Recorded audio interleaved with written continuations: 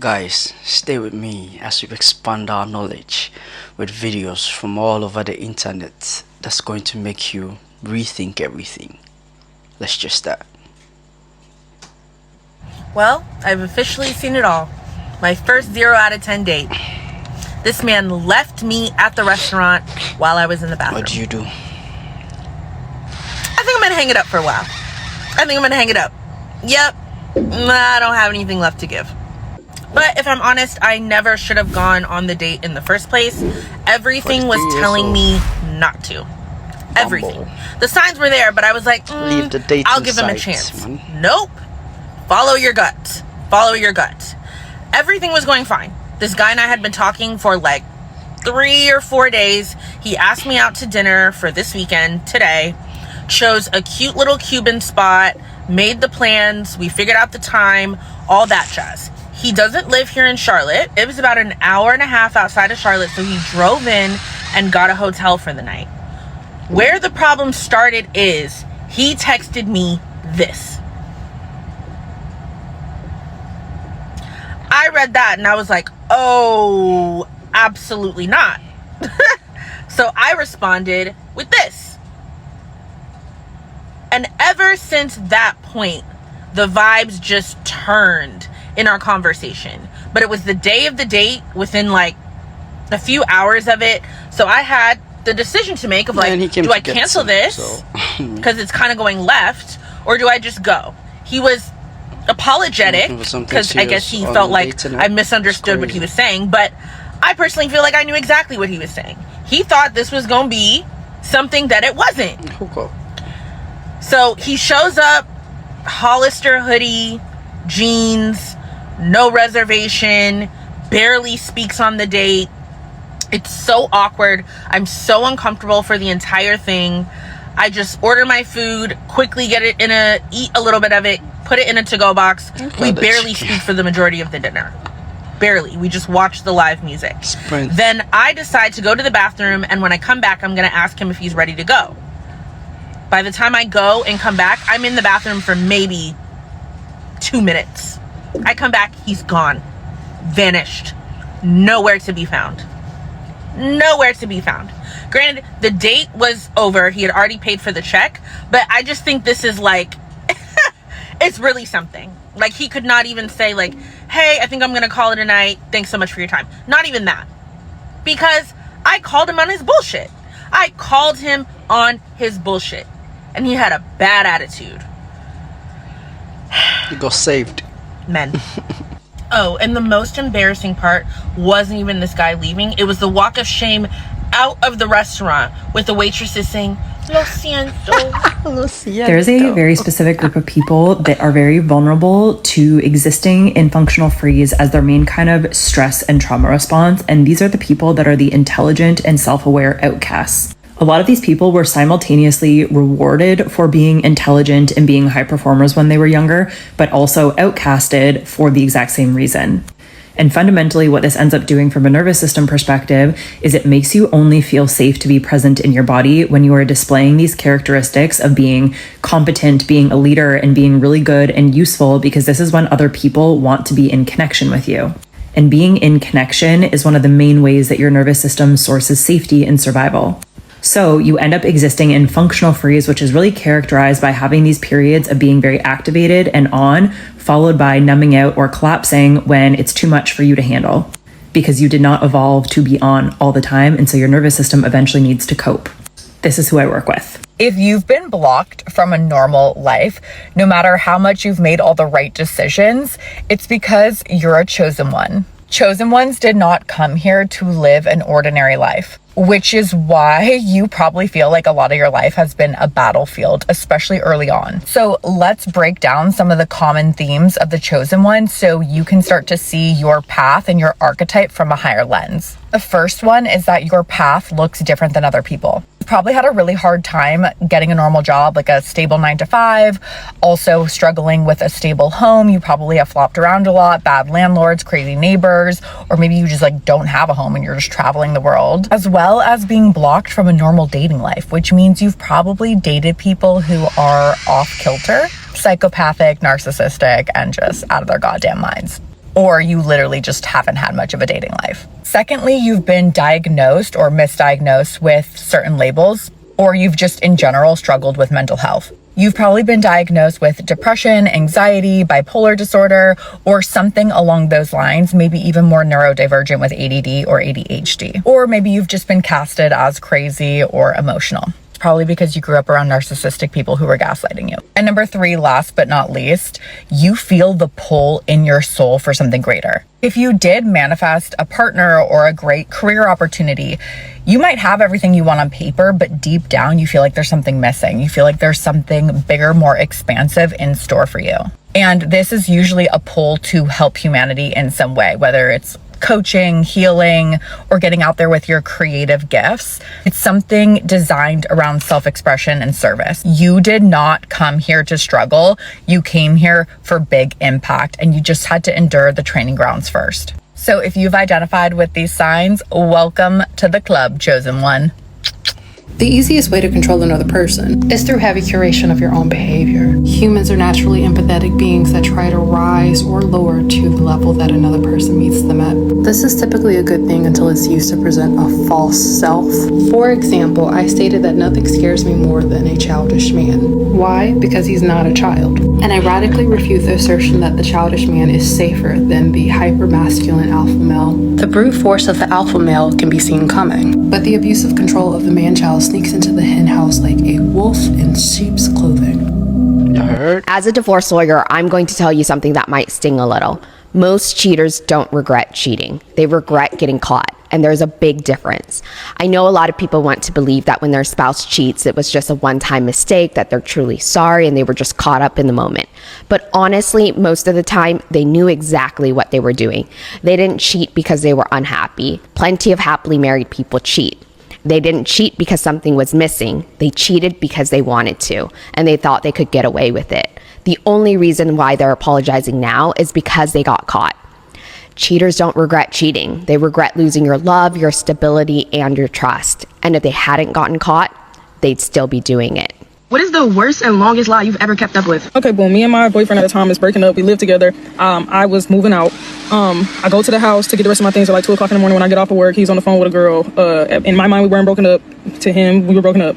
So, make a long story short, I put my hands on him. He then restrained me by the neck, and we got to tussling. I fell. We both fell together, but he fell on top of me, and he stayed at the project. So my head hit that hard ass towel. I passed out, and when I woke up, I pretended like I lost my memory. He didn't show no emotion the whole time until I blacked his eye. And then when I woke up from passing out, he was crying and kissing all over me. And I'm like, all I wanted was a little reaction, and now you're giving me a reaction, so I'm gonna drag this. My actions are not justifiable, but they're funny as hell today. So dude's waking me up and all this other stuff, and I'm just like, who are you? I don't know who you are. Mind you, my cousin is outside in my car waiting for me to come outside, but she doesn't know what's going on, and there's no way that I could tell her. He brings his little brother in the room, asks me if I know who he is. I pretended like I did not know who the brother was. I told him that they were keeping me hostage in the house, and they wouldn't let me go outside, so they eventually let me go outside, and I started running in the middle of the road. This is crazy. So now my cousin's freaking out, like, what the hell's going on? Like, she went in there okay, now she come out here, she's running in the street talking about this is not her car. Yeah, I told her I didn't remember having a car. I was supposed to be with my dad and my brother. Whole time I'm grown, haven't seen my dad and my brother in about 2-3 years. Her cry, tell her, you know, your son put his hands on me, and I had the hospital, and they told me that I could be paralyzed, yada, yada, yada, so now I gotta wear a neck brace, drug it. So now the story must go on. So now I go back to work, I wear the neck brace. One of the little white shorties started laughing at me because I got a neck brace on, so I threatened to beat her up. I did not tell my ex any of this until a year ago. This happened, I want to say 2017. I really was insane. I don't know.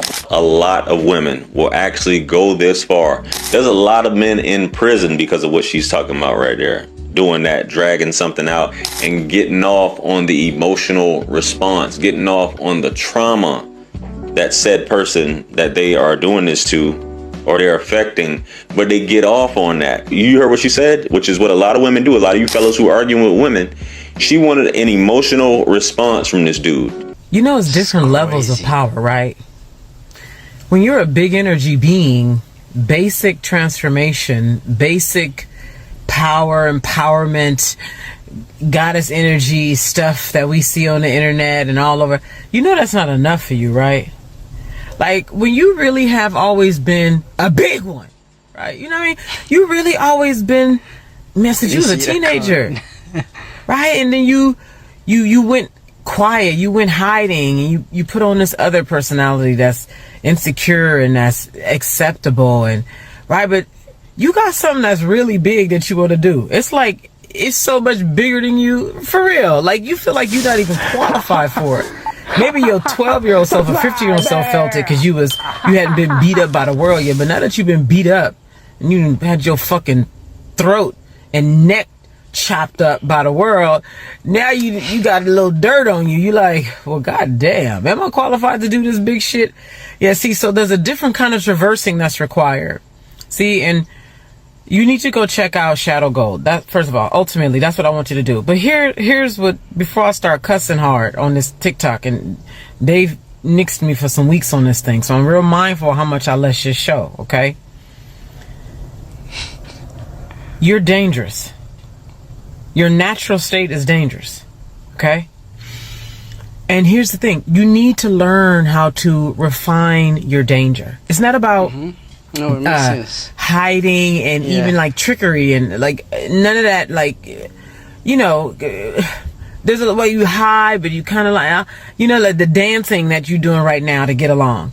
Like, if you really want to be unfuckwittable. Now, I don't mean stoic and you know, still not in your power. Just finding little ways to stay hide and stay out yourself and away from people and avoid. No. It's almost like, to put into words, it's like, are you picking up what I'm putting down? Yeah. Like, this is what's happening. Listen, and even the women that's in it, what they have, good God. Hold on. So this is going to sound like I'm overhyping it, because even as I'm, right, Shadow Gold is the best thing you're ever going to find that's DIY. That's going to help you come into full power as a big, who's always been different. You're a big being. You're the weird one. They called you the devil, the black sheep. Like, you were everything. Like, this is for a specific woman. I'm gonna leave it at that. Check out Shadow Gold. You know what I want to know? Why is it that the dopest people always struggle with imposter syndrome? It's the people that are the most inspiring and the most talented that are second guessing themselves. If you're one of those people, I'm going to tell you right now, you got to knock it off. The reason why the world is in the somewhat mediocre nihilistic shape that is in is because we haven't seen raw and unfiltered and authentic greatness in a while. Okay, maybe I'm being a little too absolute. There are a lot of great people in the world. I feel like it's a stigma against confidence because you could be dope, you could be amazing, but you're not supposed to know that, because if you know that, it makes it harder for people to take advantage of you. What I've learned about me personally is, because imposter syndrome used to be tearing me up. I'd be having days where I just sit around and feel like I'm a failure at life. You know what I'm saying? But what I've learned is that no one is going to support me more than I support myself. True. No one is going to see the greatness in me more than I not only see it in myself, but fully harness that power and believe it. If you're amazing and you put in the work for years, decades, you deserve to walk in that and be bold about exactly who and what you are. I'm more so talking to myself right now. It's time for all creative people to divorce this dysfunctional relationship we got with imposter syndrome. Oh my God, yo, why this girl thought she was being sneaky going to the abortion clinic in Jersey? I'm about to tell y'all the whole story. Boom. So I'm driving Uber and Lyft this morning, as you already know. So I go to pick her up or whatever the case may be is, right? So when I pick her up, y'all gotta stop letting people request Ubers and Lyfts for y'all, because they go and look at where you going. So I guess her boyfriend called the Uber Lyft for her to go to Jersey, right? So again, y'all know I love a nice slow long ride, but she was only going to, I think, like Cherry Hill, wherever they do like the abortion at or whatever, right?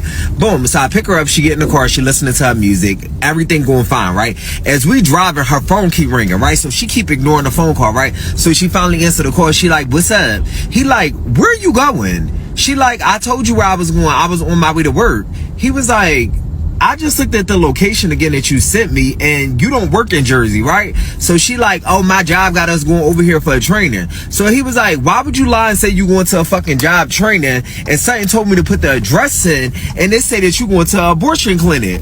I said, oh my fucking God. So she was like, what are you talking about? She like, in the plaza that we going in, it's where we gotta go for the job training. You know they do our yearly training and stuff like that, right? So I'm listening to the story or whatever, right? He like, bitch, you fucking lying. You going to a fucking abortion clinic. Why you ain't tell me you was fucking pregnant, right? So I'm like, wait, what's going on? So she like, well, I'm not getting no fucking abortion. How the fuck I'm gonna get a fucking abortion and I'm on fucking birth control, right? So he like, I'm about to fucking cancel your fucking ride, y'all. She like, don't fucking cancel my ride because we on the fucking, what is that shit called? The Tacony Bridge. So she like, don't fucking cancel my ride because we in the fucking middle of the fucking bridge. Don't do it. So look, he got off the phone. He hung up on the y'all. Why I'm looking at the app, y'all, why the fuck he canceled the fucking ride? I said, oh my God. And before he fucking canceled the ride, he called like the Uber, cause you know they can like call through the app or whatever. So he called me. He was like, excuse me. I'm like, what's up? He like, is my girlfriend in the car? I'm like, yeah, she in the car. He was like, where's she going? I'm like, I'm going to the address. He was like, all right, I'm gonna call you right back. So that's when he canceled the ride. Yo, why do you... I cannot make this up. I cannot make this up. Imagine first date with a man. You hit it off. Great energy. Date runs long. And you have a graduation party to get to. So I'm like, you know what? Okay, you want to come with me to my homegirl's graduation party? He's like, okay, yeah, sure. But I don't want to show up empty-handed, so we stop at the Target. Another green flag, because we've been hitting it off. Okay, great. We stop at Target. He gets her a card. We go to the graduation party. I introduce him to my friend. Cool. We go to my car. We're getting into my car. He's saying like, oh yeah, can you drop me off at the mall? Da-da-da-da, like whatever. Fine, because he allegedly Ubered an hour to get to me. Because he lives far out, not in the city. This man gets in my car. All of a sudden, a woman comes up out of the blue. I don't know where this woman was. She comes up and she yanks open my passenger side door. She's like, what the F are you doing? Get up. Come with me right now. Come with me right now. Get up. Get up. You're coming with me. At first, I thought she was joking. And at first, I thought it was like she saw him from afar, thought he was fine. Came into the car, was like, you're coming with me. You're coming with me. Because he was just like, chill, chill, chill. So I was like, oh, okay, that's cute. Like, he's fine. Okay, period, sis. But like, not too much. But then she gets back. Man, these stories were crazy. So interesting. Mind blowing. I mean, I hope you enjoyed it. Don't forget to like, comment, and subscribe, and also share with your friends. And also click on the notification bell icon so that any video that I post, you will be the first to get it. Adios, amigos, and I'll catch you guys in my next video. Bye.